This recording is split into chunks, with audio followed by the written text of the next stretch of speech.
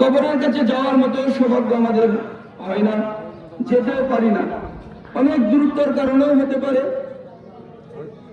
এজন্য সকলেই কবর জিয়ারতের নিয়তে আমরা দয়া করি কথা না বলে, কথা আমরা একমাত্র আল্লাহর সঙ্গে বলি। সূরা ফাতিহা পড়বেন, সূরা ইখলাস পড়বেন, এটা মালিকের সঙ্গে কথা হবে। এজন্য আমরা সকলে বিসমিল্লাহ সহকারে সূরা ফাতিহা পড়ি।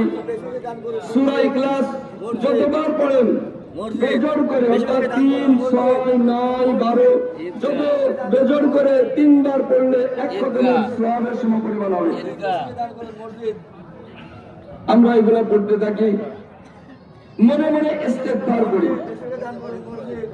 মনে মনে এই অঙ্গীকার করি, আল্লাহ একটি বছর পর যে রমজান এসেছিল ঠিক মতো আদায় করতে পারি নাই, আল্লাহ তুমি আমাকে মাফ করে দিও।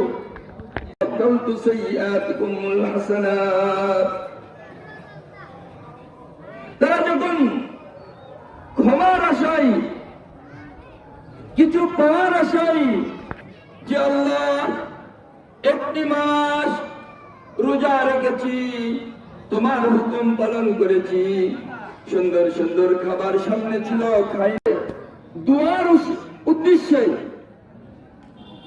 ঈদগাহ ময়দানে যখন চলে আসছে, নামাজের ঈদুল ফিতরের নামাজ আদায় করার জন্য যখন একত্রিত সমবেত হয়েছে, আল্লাহ তাআলা বলেন ঈদুল ফিতরের নামাজ পূর্ব মিলপাড়া ঈদগাহ ময়দানে 8টার সময় জামাত শুরু হবে ইনশাআল্লাহ। আমরা এখনো যারা বিভিন্ন কাজের মধ্যে ব্যস্ততার ভিতরে রয়েছি, এ ব্যস্ততা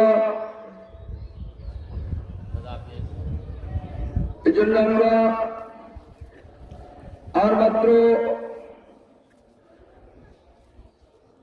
28 মিনিট সময় বাকি আছে, এর মধ্য দিয়ে আমরা চলে আসি।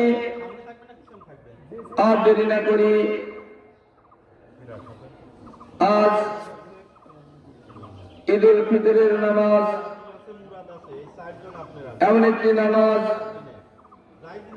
2 রাকাত ওয়াজিব নামাজ, আমরা এই ওয়াজিব নামাজ একসঙ্গে আদায়ের জন্যই আল্লাহু আকবার।